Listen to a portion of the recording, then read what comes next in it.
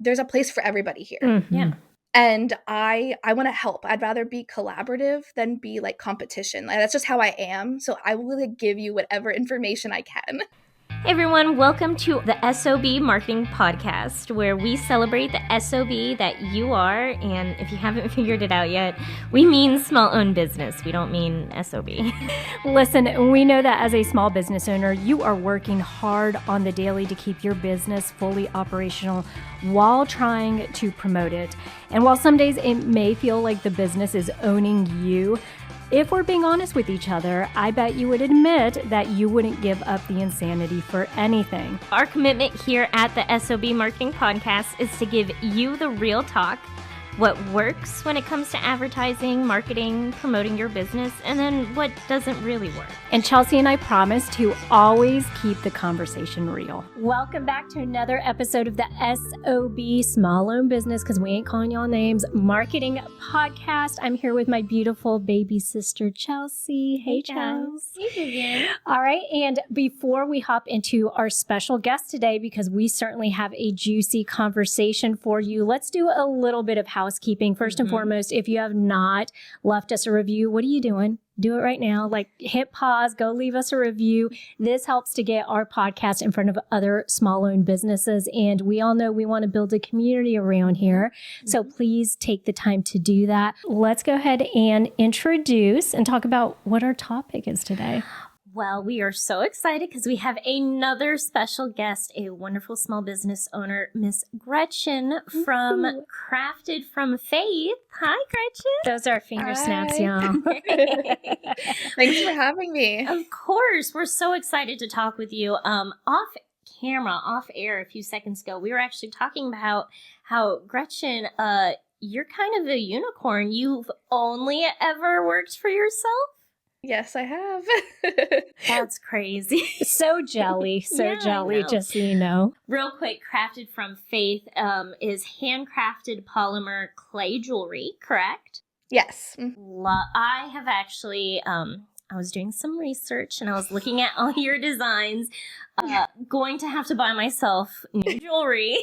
I was going to say, that's going to be expensive research when you're done. It really, I love earrings, and your earrings are so beautiful. They're so unique. Oh, And- thank you. Yeah. So we're so excited to talk with you today because we are talking specifically about, the difference between having to market yourself in stores versus marketing yourself in markets, because you do vendor markets and craft fairs and that sort of thing, as well as try to position yourself and get your products in boutiques and businesses, correct? Yes, we do. We do all of it. Before we hop into it, can I ask really quick, though? Okay, my first pressing question to you is, how do you do it all? Because you are not only a mama, you own Crafted from Faith, and you also do photography. Yep. And so how did it come to be that you decided you wanted to add one more thing to your plate and launch a jewelry business? Okay, I can kind of, honestly, I think if I just go through how my whole timeline of working, because it's just been kind of a crazy ride. So way back in 2017, I graduated photography school because that's what I wanted to do. I'm a photographer. I like to do weddings and portraits mostly. But 2020 came, COVID happened. I don't have a whole lot of work. So that kind of just started. I've always loved crafting because photography is a craft in itself. And I just started playing around with polymer clay. It was very therapeutic, relaxing. And then people started liking it. So I was like, oh, maybe I should keep doing this. So I came up with Crafted from Faith. And as COVID kind of I don't want to say went away, but all of the scary stuff kind of slowed down and went away. I started just doing both. And, She says it's a time. it's such an easy thing. She's like, I just did both. And it's crazy because sometimes our, the busy season for photography kind of overlaps with the busy season for retail. So It's crazy. I will say I don't do it by myself. I am self-employed, but I don't do it by myself. I have two other girls that help me. I could not do it without them. It's insane. So I'm glad that you led into this because this was one of my big questions. For one, exactly how big is your team? Because I understand you don't have on payroll your husband, Devin, obviously, right? But he does help. He does get a shout out on the website. And then you have Lily and Angel who also help you in the business, correct? Yes. And actually, because, I mean, during this quote unquote slow season, it hasn't been slow for us, which is really wild. I'm actually looking to hire 2 more people. So I guess in total, right now, there's 4 of us, including myself, including Devin. But we're looking to add 2 more people because it's just been crazy. And is this one of, I noticed on your Facebook, you had done a recent post where it was, you guys were looking for like part-time actual makers, like people to actually help you make the jewelry? Yes. So both of my girls right now, they are both makers and sellers. So they will, right now, I have one of my girls making, but then on Fridays, we have a local farmer's market we go to. Both of them sell, and actually they'll be putting together like jewelry like right there at the farmer's market. Okay, so they do both. So I absolutely love this because the other thing before we actually talk about the meat and potatoes of this is you right now with Crafted from Faith, which is the polymer clay jewelry, you're doing wholesale, brick and mortar, and also events. Those are the 3 main ways that you get your product in front of people, correct? Yes. All right. And I think that's where today we're going to talk about the latter 2, the brick and mortar, right? How it differs, because I do think there's such a, in here, most of our conversations are always talking about your target audience. Well, what if your target audience are other businesses, right? Where you're coming to them saying like, hey, I have product that potentially would be a good fit for your store, a win for you, a win for me. That's a very different target audience than you physically going to the events and selling right to the consumer. That's an entirely different discussion. Well, Vivian, not to sound like a snobby marketing person, but it's the difference between B2B and B2C. Yes. So for those of you listening, B2B is always business to business. Yeah. That's the one where we're talking about she's going to be approaching and talking the brick and mortar stores about putting her product in. B2C, business to consumer. So we're going to translate Chelsea's snotty marketing to... So Gretchen, to start this conversation, I want to talk about the vendor markets, craft fairs side of the type of marketing you do. I'm going to ask you a very loaded question. I'm so sorry, but what is your number one marketing tip for a small business who's starting out in craft fairs? What do you think is the most important thing that they need to know? The first thing that came to mind was networking. Networking is huge, whether that's just going on Instagram and seeing the artists that you like that are local to you, but I went to this little craft fair and I love this person, and going and seeing where else are they going to be going, because generally, especially after seeing over a course of a couple years, they go to the same places. And if they're going to the same places, that means it's a good place to go, usually. But I will say, especially if they're doing something totally different than you, it may be different market between if you're selling candles and soap versus earrings. It could be different. Maybe they do really well and we don't. So it's always a toss-up. But networking is huge. And when you're vending and actually there at the event, make friends. That's the best way to do it. I don't know, because they'll say, hey, you should check out this one, or you should try to do this one next year. And we'll just kind of share those the different markets we should go to just verbally. That's huge. Because you've been doing markets for this type of selling for how many years now? I'd say 1.25. Okay. Does it get any easier, or does it feel less awkward when you're making friends with other vendors?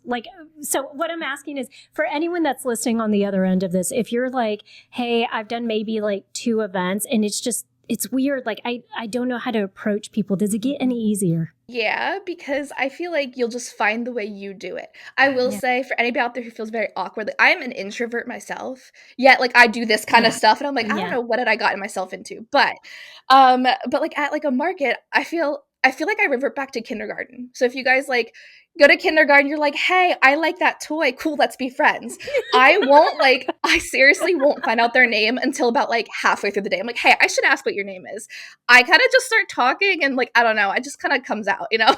For anyone that has seen Step Brothers, it's that scene when like, you know, you connect over weird stuff and then you look at each other and you're like, did we just become best friends? Yeah. Exactly how it happens. You're here putting yourself in an awkward situation at a market trying to sell your stuff. Me too. Let's be best friends. Yes. And like sometimes it's as easy as like once they're set up, you're like, oh, I love this. How did you do that? And like just talking about their products even.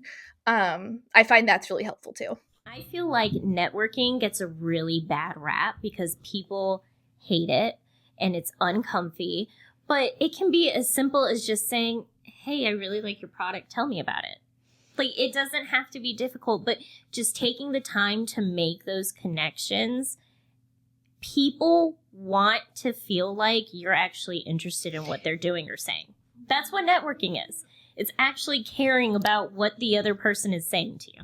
Well, I think people can sniff out when you're being disingenuous about something. So I do agree with you, Chelsea. Mm-hmm. And what's interesting, I'll tell you, my big girl job, healthcare, we go to a ton of events. And I can't tell you how many times, because I've been doing this for so long, I will talk to a wall. I will talk to anybody.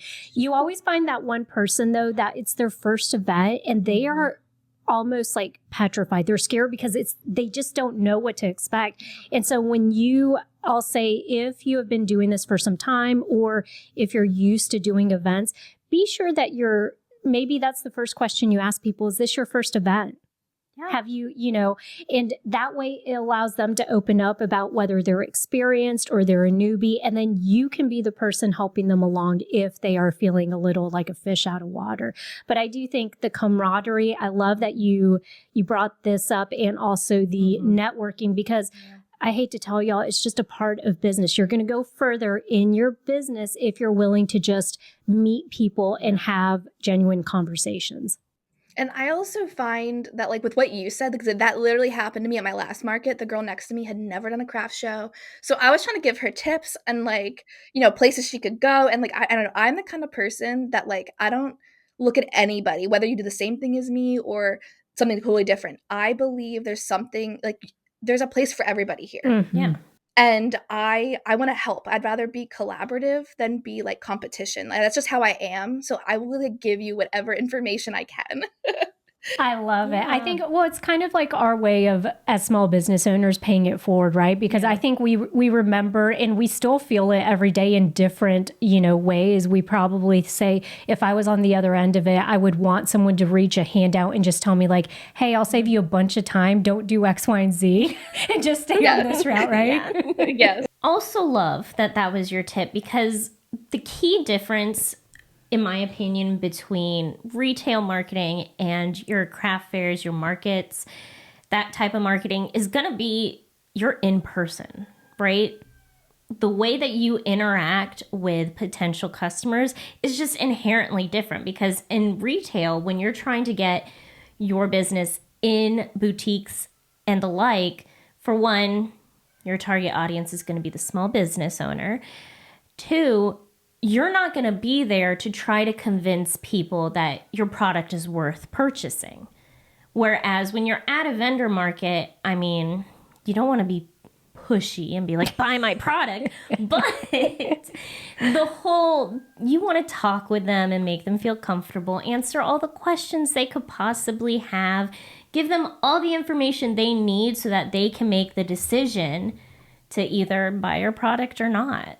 Yeah, I think the other part of it too is, so what does that look like if you're used to talking and using verbiage, answering questions, right? So I will say what I have found, and you let me know, Gretchen, if this is true, when you're at a market or event, you kind of allow the person in front of you to steer the conversation, because the conversation you have is very much going to be centered around what their objection, quote unquote, or what their question is, right? So maybe, how long will these earrings last? Right? Or maybe how long did it take to make them? Or, why is your price point this? Because I know we see a ton of small business owners that say they'll have customers come in and just be like, you're charging what for this?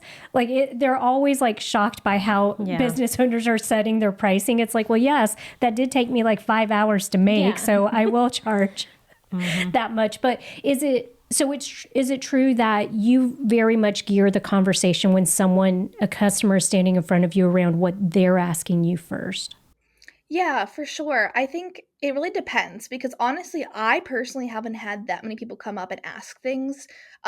Usually it's like, oh, what's the price of this? Or like, I haven't had a whole lot of hagglers either. I think because they see it's handmade, it's like labeled as handmade, and they'll ask me, is this handmade?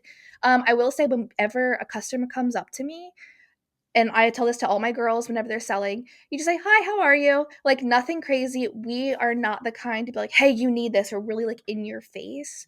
I believe the earrings speak for themselves. If you like it, you like it. If you don't, you don't. And it's not for everybody. So we will just sit there and actually like make our earrings back there so that people can watch us. Like, they can see us making them, which I think helps. Yeah. And it's really cool because then some people be like, oh, I love this, but like, I like it in silver. Well, I'm like, hey, we actually have everything here. We can swap stuff. So it's really nice that we can like offer that to customers.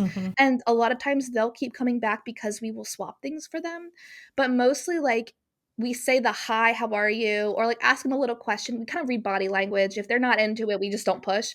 But we also say hi to be like, you can talk to me. It's okay to talk to me. I love this for several different reasons. One, can I just tell you the fact that you guys are there actively showing them what it's like to put and to make your product is amazing. And you're reminding them low key, I can customize.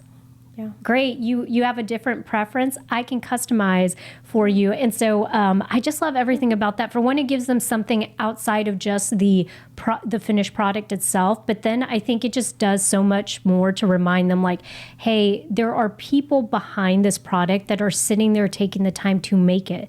They're rolling out the stuff. They're cutting it. That's awesome. I love every part of it. And sometimes people will ask us like, oh, well, like, how did you make that? Or like, if somebody asks how, like, why is this so much? I'm like, well, this is kind of what is included. Like, we can actually talk about it. But I think it also makes people feel more comfortable that we're not just like staring them down at the market. Gives us something to do. Yeah. Gretchen, I want to get your opinion on this because I saw this the other day on social media and I don't know how I feel about it. I don't remember who it was. There was a lady talking about how it is no longer effective to say, hi, how are you to people because so many people are anxious and uncomfortable and don't want to be talked to, that it's actually making it like, I don't want to say worse, but like it's making them uncomfortable to the point where they're not going to purchase from you. I don't see that, but I also live in the marketing world. I'm not a vendor. What's your opinion on that? I feel it depends on the person. So Okay. I feel, I'm approachable. So if you're giving off the body language, like you're approachable, you're just hanging out, like it's casual. It's not like you're, have like certain expectations. Like it doesn't feel like stiff and it's genuine. I feel like the genuineness about it, if you're just like, hi, how are you? Like, I feel like it depends on the tone. Cause I feel like, hey, how are you? Like, I feel like it's different if you're just like, hey, like you have to, if that makes sense. Yeah, no, that makes sense. There's a little trick.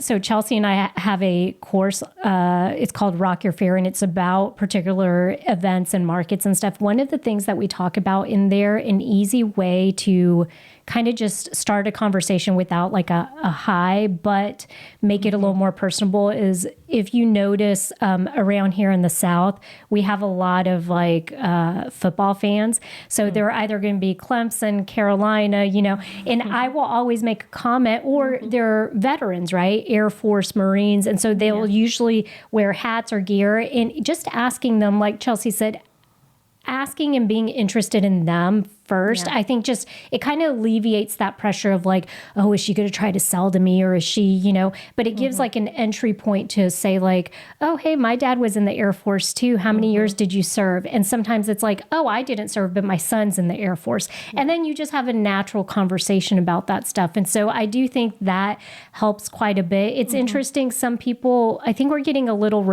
rigid with our don't approach me and stuff. It's like, we're all humans. We want to be seen and heard. So like, you know. Well, and I think it's really important what Gretchen said about, you know, being authentic about it. Like actually wanting to say, hi, how are you? Like if your tone, if it's a, hi, how are you? Then yeah, they don't want you to talk to them and it makes sense. Which, by the way, you sound like that all the time. So, I mean, you're... Well, yeah. Hi, how are you? I'm not approachable. That's the point.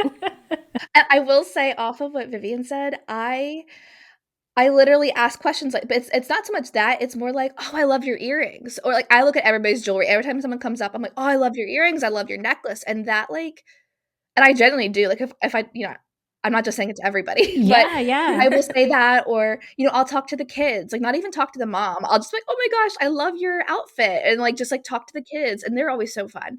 But like, yeah, I feel like I love to talk about them with something, and then they'll come up with more if they want to keep talking. Yeah. For sure. Well, and I think I always oversimplify my life. And the way I like to think about it is, in any interaction, I have two choices. I either have the choice to make it a good interaction where someone's going to leave feeling better, or I can make it like a not memorable anything, right? And not that it has to stick with them the rest of the day, but if anything, when they loop back around, at least they'll know like, hey, she was really nice and I know what she sells and I can ask questions if I have any about it. So Yeah. I've actually had customers come up and they were like, you're the only one that would talk to me. Or like I've had people come up and or like I've had people come to one event and come to another and be like, you know, I trigger like my memories of like people will be about our conversations. So when they come up like, oh my gosh, we talked about the puppies and like this and that. And like, and then they like, I had one, I made like special like bridal, like earrings for her whole bridal party. She came back a year later. I'm like, oh, you're the bride. Did you get married? And like, we're talking about that. And she's like, oh my gosh, you remember? I'm like, I don't know how, but like I do. Well, I think it's because you genuinely care about what, you know, there's just, like I said earlier, people they want to just feel seen. And for you to remember like, hey, I had done an order for you and now I'm just asking like, how's the marriage going? You know, hopefully they're still married, all that good stuff. Otherwise, I'm sure you'd be like, oh, I should have not asked. But Another big part of vendor marketing at craft fairs and stuff like that is going to be your pre and post communication. And this is very different from retail marketing, which is why I want to bring it up. Pre-communication, you're letting people know you're going to be at the event. You're posting it on social media. You're putting it in your email communication. You're sharing all of the content that they're sharing, because a good vendor market is going to be promoting the event as well. Your post communication, really important, and I feel like a lot of people forget about it. It's going to be, how are you interacting and connecting with the people you met at the craft fair? So having a way for them to sign up for an email list, just giving them a business card with your information, like all your socials and your email. It can be that simple, but we forget about it all the time. Yeah, and I will say, Gretchen, you do a fabulous job of this because, first of all, I want everybody listening to go to her website. So, Gretchen, what's your website? It's www.craftedfromfaith.com. Okay, excellent. Did you do it on your own? My husband, Devin, he is a website coder. Oh, so... okay. I'm blessed. He went to school for business and he's a website coder, so I'm blessed. I really am. Y'all reach out to Devin to your website. It's great because let me tell you what I love. There was this, first of all, the tabs on the top, like Chelsea said, the pre-communication part is so important because if you're going to take the time to invest money, time, and resources and lug, because we're going to talk about how it is a little cumbersome, right? You got to lug your equipment out there. You got to set up shop, get ready to spend the day.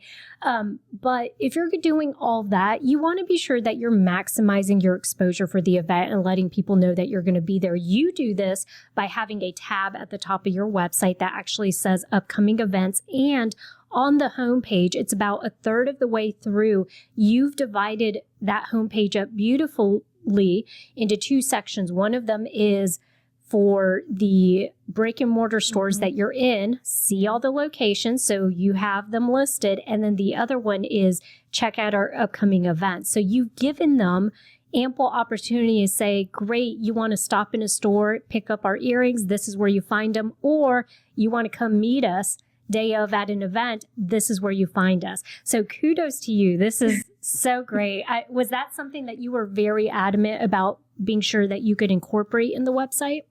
Yeah, so after, like, talking with my husband, because he's been doing this for years, there's a thing called backlinks, and if Yes. with Music so to our ears.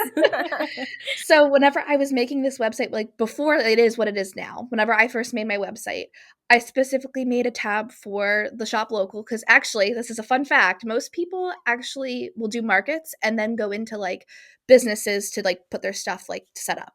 I did it the other way around. I actually started in stores and then started doing markets later. So I already had, like, a place people could go to anytime, which was really nice to be able to tell, hey, you can't come to this market, well, you go here instead. But I made sure to do that, and then on each of the, like, the picture of my stand with, like, a little description about the store, I made sure to tag their website or social media. That way people can check it out. So even at markets, I will be like, hey, like, you love going to this kind of a market? Well, like, on my website, I have a whole list of markets you can go to, or, like, go pick a fun day to, like, take you and your girlfriends, and you can, like, go to all these little cute little stores that you could see all sorts of vendor stuff. So it's really cool because some people will do that. And some people will even find my stuff at the brick and mortars, then go on my website, see the where I'm locally, and then come see. Like, it I love flows it. both ways. It's great. Well, and let me tell you what else you're doing, which I get the feeling just from knowing you now that you did this intentionally, but you're also helping the other businesses. So you're giving free web space, right? Another landing page where these brick and mortar businesses are listed. And on top of it, you're building a repository, a directory of sorts for the events. And yes, there are events that you're at only, but I think over time that just, those backlinks and all that stuff, it helps to promote everybody. It does, it really does. And I find also, like, having everything listed like that, I feel like gives your brand credibility, that, like, you're not just, like, some sketchy place on the website. Because that I look at the website as a home base. That's where you can find everything you could possibly need, and if you can't, there's my info to contact me. So I just feel like it gives you that credibility and, like, that trust with my customers that you can come to us and, like, we're all over the place. You can find us somewhere. I love it. You guys listening, please go check out her website. You're going to see exactly what we're talking about. It's very clean, it's very organized, and it spotlights her product. So I think that it makes it super easy for people to find you wherever you're at, and also creates easy access for them to take out their credit card and pay if they want to buy a product right then and there. I'm glad we're talking about websites, because when it comes to retail marketing in stores, I feel like digital marketing is the most important thing you can do. Because how else are you going to tell people that you're in this store, Yeah, outside of social media, and then also, I guess, because for you, it works both ways. Like you said, if you're at an event, you can easily remind them, like, hey, in case you don't catch me at a future event, this is a list of stores that you can find me at. Because you said you first started there, right, with those relationships, do you feel like it was easier, or did you make it harder on yourself? Would it have been easier to start at markets and then go into the stores? I think in my opinion, it was easier because I had, like, an in-person, like, home base where, like, these are the stores that I'm at. It's also super helpful too whenever you're at a market. Let's say, like, we're in, like, York in Pennsylvania.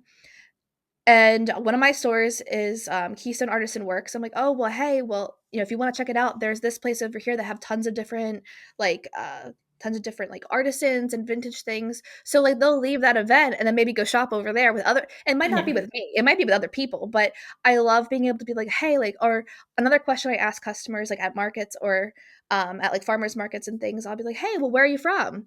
And they'll tell me, and I'm like, oh, well, this is the closest store where I'm at. You should go check it out sometime, and just kind of talk about that. I also feel like it's easier because you have that home base and it's just not as scary because like, "Oh, this is all I have." Well, it's like, "No, I actually have more at this place." So, like, I think it's just easier. I don't know. I feel like I'm an anomaly because most people start doing markets and then go into stores, but I just felt like I already had a customer base with that store because every store is different. I know we were gonna talk about that sometime We can during the talk about it session. now. Yeah. Yeah, let's Like, get into every it. single store is so different. It's crazy because something I take to, let's say, building character in Lancaster, I would never take to, I'm trying to think of another place, but, like, I would never like, there's some certain styles I wouldn't take here versus here. It's really crazy. And I think the awesome part of this too is the opportunity to select, to pick and choose the stores that you feel are aligned with what your brand represents. And I love that you bring this up. We happen to have a client that we do email marketing for, and she's a local elderberry syrup.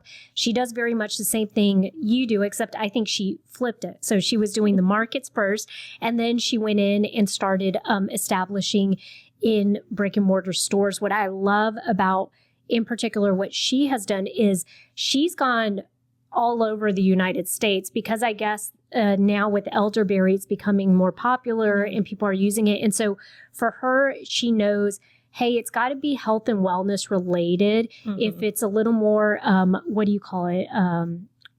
Homeopathic in nature, then even better. But she's sitting there selecting where she wants to be, and then she's able to grow her footprint. So for you, how big is your footprint right now for brick and mortar stores?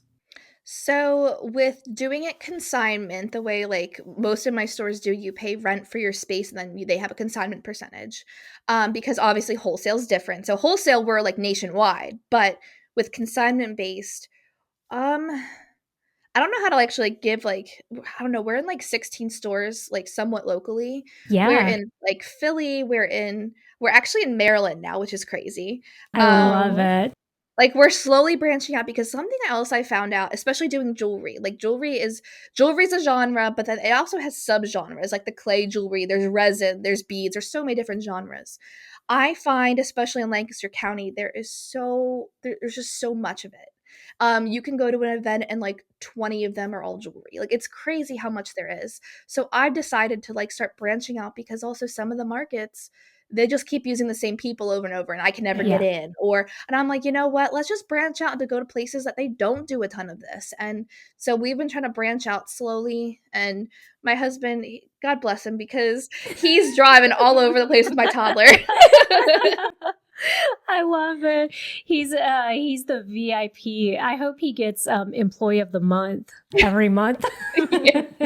Well, Gretchen, I want to ask another loaded question. Okay. But how did you go about getting into these stores? Like, how did you go about creating that relationship with that store owner and getting your products in that location? Yeah, so a lot of my stores, it's really not as hard as what you'd think it might be. I think it sounds more daunting than it actually is, but a lot of my storefronts, they are like an artisan co-op, so they will have, like, the spaces or bookshelves or something there, and, like, they rent it out to other people. You bring your products, they sell it for you, and, like, that's all the store is. Like, they don't actually have their own, or, like, actually well, one of mine, my first store ever was Building Character. They have a, like, home brand where they make some of their stuff, but everything, that whole entire warehouse, it's all rented out. So whenever I wanted to get into Building Character as my first store, I was really scared, I was nervous. They have an application form on their website. So there's so many of these stores, they just have like a little vendor tab and you click it and it'll take you to the application. And it says like, oh, this is not like guaranteed. It just kind of goes into like their system and they can review it. You usually have to upload pictures of your stuff, connect your website, your social media. I find too, as somebody, because so Crafted from Faith, we actually have like a workshop, and in the Oh, front part of our workshop is a boutique. So I kind of run a boutique as well. So like being somebody so being somebody who actually does rent out spaces like these other stores, like to other vendors, um, like I make sure I'm like, okay, do you have social media? Do you have a website? And I check that everything out because I want to see like how are you putting on that front of like, do you have followers that you could also help the boutique and everything? Because with all of these stores, it's a combination. It's not just like, oh, well, I'm getting that store's customers, but I'm also getting all the vendors' customers to look at my stuff too. I love this because let me tell you, so on our YouTube channel at The Seasoned Marketer, I've been wanting to do, and I did talk to, they opened something locally up here in Moncks Corner, South Carolina, which is new to the community, very similar to what you said. They have a big space. People can come in and basically you could buy a booth, a big one, a small one, and it's kind of like your storefront. And what I love about this is just that. It allows a business owner, because y'all, I don't know if signing a lease for something, and then that's scary. Like, especially when maybe you're in the first 7 years of your business and you're still trying to get a grasp on how quickly you're growing and projecting the revenue that's going to be coming in that year. How can you possibly sign a lease if you're undetermined as far as I don't really know how well I could project what I'm going to do, in 2025. Well, this is a stepping stone to that. This gives you the actual visibility in a physical space that you can come in and, like you said, there are applications and stuff. They may have some recommendations on things that you can and can't put in there. But other than that, it's exactly what you're saying. It allows you to then on your website say, great, you want to buy my product Monday through Sunday. This is where you can find it. Right. And I know as a consumer, because we have a place in North Charleston as well that we love going to, they do a little more of the antiques and stuff. I love popping in there and knowing that I can always buy a gift for someone, because I always want to support small business. So I'm like, great, I could buy a pair of earrings for a friend that's having a birthday.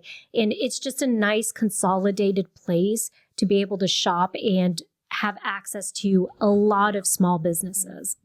And it's really nice too, because the part of that commission, it helps pay whoever's actually their staffing. Yes. And you don't have to staff it. That's the crazy part. But also I also wanted to point out with what you said about the whole lease thing being scary. When I first went into my first store, I was terrified because I was, my husband, he's my business partner. He's my manager, so to speak. And I was like, can I afford this? I think I was going to be paying $80 a month. Looking at it now, I'm like, oh my gosh, what was I thinking? But I was like, this is terrifying. What if I can't make enough stuff to or what if people don't buy stuff? Because you don't know. I will say, I think everything in business, you never know. It's all just a toss up and hope you made the right choice. But I was terrified. And then I was talking to one of the people that work there, and I was telling her this story, and she was laughing so hard, and she's like, you're ridiculous. Cause I, not to brag about myself, but I know I am one of their better, one of their high, what's the word? One of their highest sellers? High sellers. Yes, that's Yeah. it. So I'm one of their highest sellers. And I know that just because of how shocked they're wow, you're doing really good. And I'm like, I don't know what's going on, but sure, I'm great. I think if you want to answer to that, I think from someone who, I don't live in Pennsylvania, but the fact that I very quickly can recognize that you're a legitimate brand and that you're running your business. And for any crafter or creative out there that's listening to this, I say this to you with love because I am this person. You have this need to be creative, but yet you're not approaching your business in a way that it's a business. And I think there's a big difference there, right? Because like you said, I love the example you brought up. Yes, it was only $80, but in your head, what was going through your head was, I need to break even. How much material or how much product do I have to sell to break even to even get this? And that's without you taking into consideration the cost of building your booth out. Right? Because you're not just going to come lay stuff flat. You're going to have to, figure out ways to properly display it. That might mean, asking your husband, I don't know what he charges you to build wooden, shelving and stuff. I'm going to say, this sounds so bad, but Amazon. Where you start. Yes. Yeah. But that's the thing is, this is all a thought process. Just stuff that you should be thinking about whenever you approach things. It's never just hey, okay, great, I'm going to give you $80 and then it's done. It's always, now I have, this much effort to put into it. I have to buy this much stuff. And so now your cost gets bigger and bigger. And now you're saying, okay, that first month I need to recoup $250. am I going to be able to do it? So I love that you brought that up because it is a real life example, I think, of what every business owner out there is living through. So thank you for that. Yeah. And I know with crafters that do craft markets, when you're building up a booth, it's honestly very, very, very similar. Granted, you're not going to have tables and things like you would at a market. You'll have shelves and things, but you'll need the displays. You'll need I always have been very big on making sure you have your brand being known, a signage, whether it's a picture, a printed out picture in a frame, or you buy or you pay someone to make you a sign. Doesn't matter what it is, just to have something, or even decorations. A lot of I buy those $5 plants from Walmart. Yeah. They're great. You don't gotta water them. They look fantastic. Yes. They're fake, but it gives it a little something, It zhuzhes it up. Stop wasting your time Googling how to market my small business. Join the S.O.B community. Get templates, expert advice, weekly Zoom calls with us, and a supportive group of other business owners for, get this, just $50 a month. Marketing doesn't have to be hard when you have help. Head over to www.school.com/SOB. That's SKOOL.com/SOB, all lowercase. Join today and feel confident in your marketing.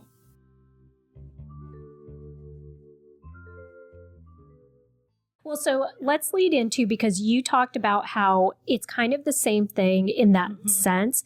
What are the differences, though, between selling, how you market at an event and then how you market in store, quote unquote, through these, not vendors, but brick and mortar stores? Some differences between the two is, like we said earlier, that you're not there to advocate, so you need to have enough signage and about your product.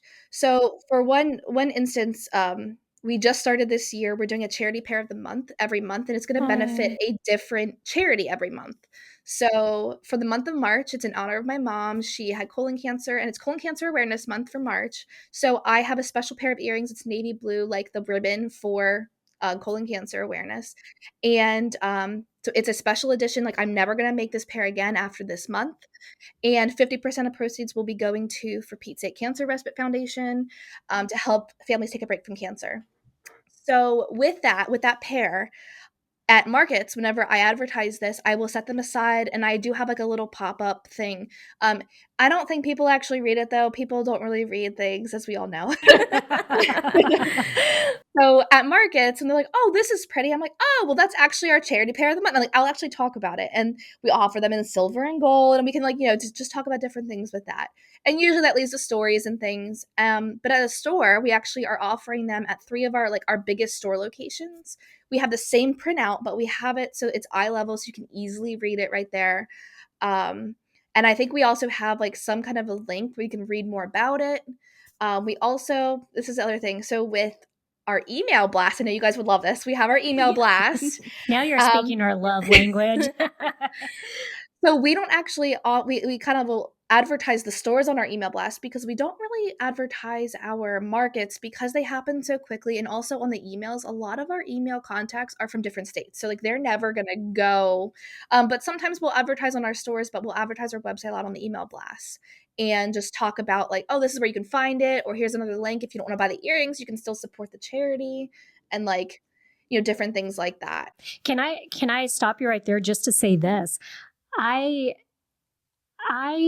think maybe as small business owners, we overlook what we've already built and how we can just get the most juice out of something. And I love that you brought this up, because our client who does elderberry syrup does the same thing at the bottom of her email, because the majority of her people on her email list are local. We do always put upcoming events, because usually she'll have them planned out 4 weeks in advance. And so she, we'll take them off once that date kind of comes to fruition. But I love this, because what you're doing is you're leveraging something you've already built up. Same thing with your brick and mortar stores. I mean, what better way the thing is, you guys, people are busy. It's not that they don't want to buy from you. It's that sometimes life gets in the way. They're running around with a toddler, in the back seat, dropping off earrings, all these things. People have every intention of wanting to buy stuff, but it's just sometimes we forget or we get bogged down with work and other stuff. So putting it front and center to them, even just through an email, I think really does help just to stay top of mind and remind them hey, it really is easy if you're looking for a gift, this is where I'm at. So I love that you're leveraging that. And I also feel like thinking of the thing that keeps coming to my mind about this is, have you ever heard the whole thing about you have to try something 7 times till you like it? Yeah. Yeah. Well, you have to see something 7 times until you buy. So I feel like just putting it out there, even though sometimes I feel like I'm beating a dead horse, where I'm okay, I talked about this a lot, but it's still these people you need to keep putting in their face. It's oh wait, I did want to get that. Or you're just seeing it over and over in different avenues, whether it's at a store, whether it's on the email list, website. There's so many different avenues. Chelsea, tell them the 2 things that I know you're going to say in regards to that seeing something 7 times and also the sounding like a broken record. Okay. Well, for one, it takes on average, this is a marketing statistic. Next week, I'm going to look this up and I'm going to see if this has changed. Yeah. But it has been said that it takes 7 to 8 touch points for someone to be willing to make a purchase. So you hit the nail on the head. That is correct. Yeah. And then 2, it's okay to feel like a broken record. You got to keep saying it, though, because someone new is going to hear your message every single time. The same person is not going to hear it every single time. You're going to reach someone different. Well, and I was going to say, how many times have you guys talked about email lists on this podcast? Oh, I know. Yeah. Well, and the crazy part, too, is I think we know it to be true as consumers ourselves. How many times I see how many different ads I'm scrolling through. I mean, you're just bombarded with so much stuff. And so I know as a consumer, I know that to be true. I have to see things repetition and finally I'll make the purchase. But then the business owner in us is kind of I don't want to bother you, but can I sell you this thing? I don't, if it's convenient for you. So I do think it does kind of go along with everything that we were talking about earlier about, as long as the communication aligns with the brand. And, you guys, they also chose to give you their emails. If you're doing this the right way and you're asking for permission and you're saying, hey, if you like X, Y, and Z, sign up for my email list, they're taking the action to sign up. So it's okay for you guys to send them stuff promoting your business and promoting your products. I have another question, Gretchen. How do you pick what products you bring in a store versus to a market? Is it different? Is it the same concept? Do you only bring specific jewelry to markets? How do you go about picking that? So it's going to sound silly, I feel. We're here for it. At my stores, it just depends on the vibe of the store. One that's based in downtown Lancaster is going to be different stuff than a rustic cottagey type feel store. Yeah. Some of them have different products. I have some Pokemon inspired earrings that I take to my Lancaster locations. They're eye catching and people love them there. But at those rustic homey stores, they don't do well. I would never take them there. But at markets, this is funny because I have you have your stock for your store. I will pull stock to stock the stores and tag them and everything. But I have all my stock. I have bins. I have a floral bin. I have shapes and animal bin. I have all these different bins for different seasonal bins, things like that. I literally will just take whatever I got to the market. Yeah. It's whatever I have. And a lot of times I'll take those Pokemon inspired earrings and they just draw people in because they're just different. They don't have, some people just don't even buy them. They don't pay attention, but it brings them in. Yeah. I love it. I will say I just worked an event last week. It was for an elementary school, so it was a little different. We weren't selling anything, but this little kid was walking around with a Pokemon card, and I kid you not, I had a 8-minute conversation with this kid. He was telling me all about it. So I mean, I know for a fact Pokemon fans are Pokemon fans. They will It's go out huge. there. Yes. But okay, this leads me to something I wanted to ask you, and I don't want to get too off topic here. You do live events. On top of all of this, you do live recordings or live shopping, let me say, live shopping on Instagram and Facebook and stuff. And I watched it. I love that it's super organized. You bring the, what do you call it? The little bins out, and you kind of go through the earrings and stuff. Have you found that to be something A, you enjoy doing, and B, is it something that you think does get business? Like, does it actually convert to sales for you? So I will say how we kind of started that with like the slow season. Again, it was slow season, not really, but we started it because we didn't have our farmers market. There wasn't a ton of markets. I'm like, well, what else can we do to get like more action, more engagement? So we started that because my husband, he streams on YouTube. I know we do too much. The two of us, we do too much. I But love it. he streams on YouTube. He's like, well, why don't you do a live stream? And I'm like, okay, we'll try it. Because years ago, I did this before whenever I was doing something totally different. And it worked really well during COVID and everything. So I started that. I think a lot of people really like to see them in person, kind of in person, because a lot of people, especially like now that we're having more and more clients that are from out of state, you're not going to come to my event and see my earrings in person. I have a little stick that I had bought, like acrylic stick, and it has like markings on it for like 1 inch, 2 inch. So they're like, oh, how long is that? That way people can kind of gauge like if it's too long or too big for them. They can ask me questions during it, which is really cool. I didn't get to do it enough to see a large amount of people because it's just hard driving traffic to it. Yeah. Because it's a lot. It really is a lot. And you have to like be there. But a lot of people will like watch it and like rewatch it later and then go shop on the website. It has converted, not as, I would say, not as effectively. I think you have to keep going and keep refining it. Yeah. Because we only like literally just started that. But we actually had, this is fun, our wholesale clients, because I go on when people order through Fair, I will go on and follow them on Instagram just because I love to see them using our earrings and it's fun. Well, I actually have several clients who will pop on there.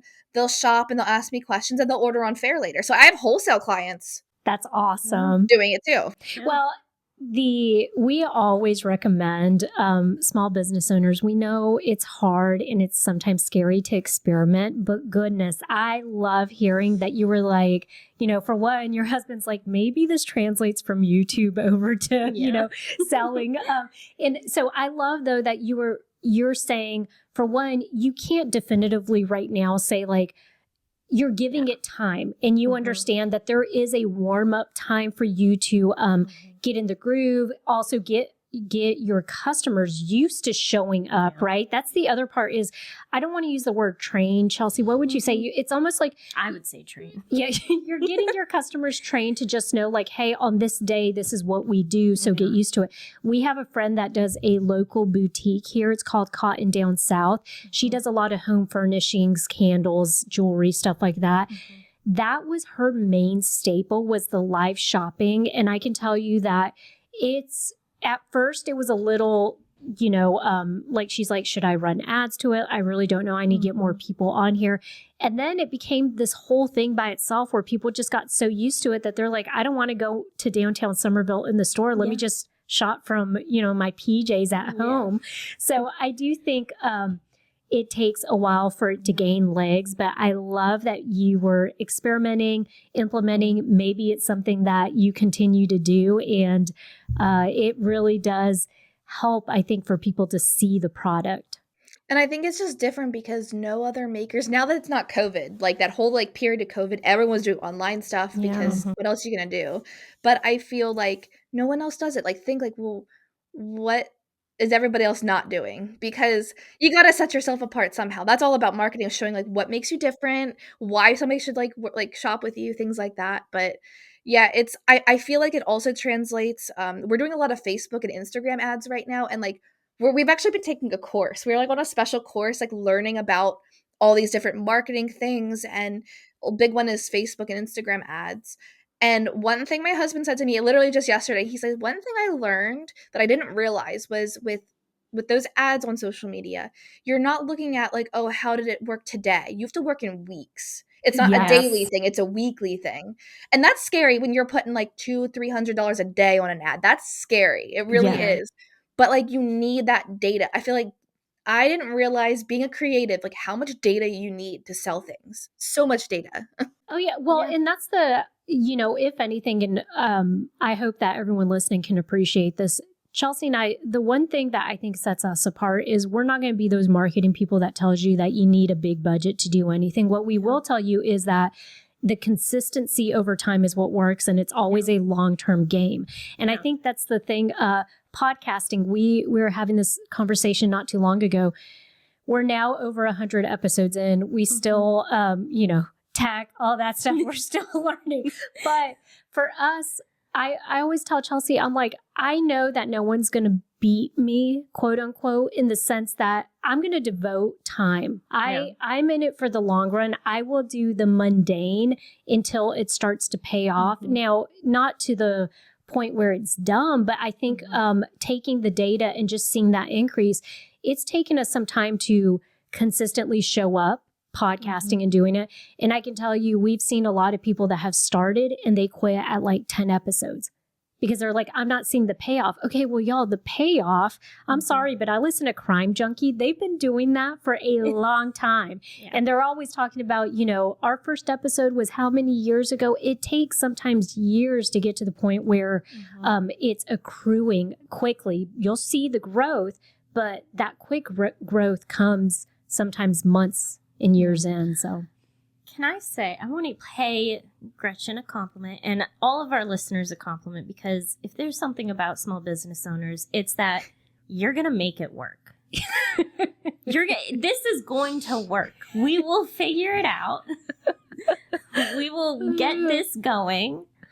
And I love that, because that's how marketing is too. It's experimenting, it's giving it time and making it work. That is being a business. Your whole thing is, customers have a problem, you have a solution, and there's going to be bumps in the road that you have to figure out, well, how can I fix it? How can I help? Like, that's the whole thing about being a business. Yeah. I think the only other thing I'll add to that is anyone that is feeling like my budget you mentioned, it is kind of scary when you're dropping that much money a day on Facebook. If you guys are not there and you don't have that budget, there are two ways to make your marketing work with any budget that you have. Consider it a piggy bank. You are consistently, that piggy bank is a potential customer. You feed it, right? And you get to decide if you're putting pennies, nickels, dimes, or quarters. The quarters are exactly what she's doing. She's taking $200 a day. She's dropping it on ads. That is going to fill her piggy bank up a lot quicker. But if you don't have the ability to put quarters in, you can still make deposits. Do it with dimes. Do it by showing up on social media consistently. And so over time, that potential customer does turn into a customer as long as you feed it and continually feed it. But I don't want you to feel disheartened if you don't have a big budget right now. That's okay. You'll get there. Right now, just focus on the consistency and where you can show up and bring value. I was going to say, I didn't have that kind of money when I first started. Yeah. This is like 3 years later, I think. I think that's where we're at. And it's like, it's just crazy, like how quickly, depending on how fast you grow, like it's different for everybody. And there's so many different avenues that you don't have to use money to get. Yeah. Well, and I think the key point is there is no real right or wrong way. It's the right or wrong way for you, where you're at, and assessing all that. There are just so many external factors that I hate when people do the comparison game. Like, goodness, like I'm not, most people when they're like, oh, well, how is your business doing compared to others? I just don't even play that. I'm like, I'm just in the, because like if you work a full-time job, this is my full-time job. Right. I have nothing else to do. So it's like, how, it's going to be different. It has to be. It has to. So my next question, do you have a preference of selling in stores or in markets? Ooh, that's hard. I feel like it's split pretty even. I can't say I prefer one versus the other because they're just so different. Like, at markets, I absolutely love getting to talk to the consumers, like, right there in person. That's something I don't you don't really get anywhere else other than markets, but I love being able to chat with them, see what they like, I love seeing, like, what they're like, "Ooh, I like that," whether they don't buy it or not, but the fact that they're liking that or not liking this or you just hearing their feedback is really great. But at stores, I love that I don't have to be there to staff it. I love that I can just a lot of my stores have, like, a software where you log in, you can see your inventory, you can see sales real time, so you can see, like, "Okay, well, this is my busy day," or, "This is when I need to go restock," like, it's kinda all behind the scenes, and you don't have to put your, like I don't wanna say, like, you're pretending, but it's, like, a happy face where it's, like, when you're with a customer, you have a whole persona that, like, that's just you when you're doing your thing, but whenever you're seeing what stores are selling, you don't have to be there to be, like, all dressed up and all, like, you don't have to be, like, the presenter person, if that Yeah. makes sense. Yeah. And I think it's a healthy dose of, like you said, both you're using data to kind of, tell you how to pivot at any point in time. But I love that these in store or these brick and mortars are giving you access to stuff. It's almost like you can monitor it without being right there. Mm-hmm. And then when you do have to show up, you know exactly if you're switching out product or if you're going with the same stuff. So I love that they're even increasing or not increasing, they're improving the way that they're giving accessibility to small business owners that are choosing this avenue. Yeah, it's super helpful, especially, like, we're in a place in Maryland, and that's about 2-hour drive for me, so I would hate to show up there and then be like, "Oh, I didn't bring enough stuff," or, Yeah. "Oh, they don't need a restock." Like, it's so helpful, be able to see your inventory and, like, see all of that stuff. That way you know, like, you're getting paid what you should be or you're bringing the right stuff to the right stores, and yeah, because it gets confusing really quick. I love it. Gretchen, it has been such a delight to have you just inspiring us and sharing your story. Mama extraordinaire to maverick photographer, handcrafted polymer clay jewelry maker, boss, wholesaler, brick and mortar partner, event attendee, vendor. I love all of it. I feel like you have such a broad range and you have given us such valuable information today. Please let everybody know, where can we find your website and on what social media channels can they follow you? Yeah, well, first of all, I want to say thank you guys so much for having me. It was awesome. Like, I've been listening to your podcast for so long, and it's like really cool to meet you guys and like chat with you guys today. So it's really cool. So you guys can find me at www.craftedfromfaith.com.